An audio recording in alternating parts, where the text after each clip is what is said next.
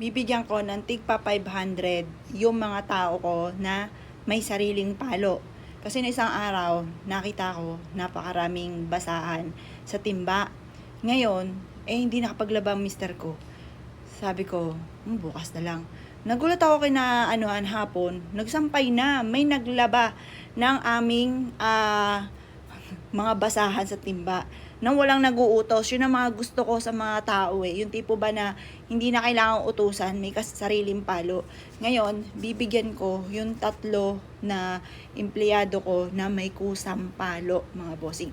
Eto, papakita ko sa inyo yung mga empleyado ko na may kusang palo. Yun ba tipong hindi na ako high blood, kusa nang ginagawa. Kailangan bigyan sila ng gantimpala, mga bossing.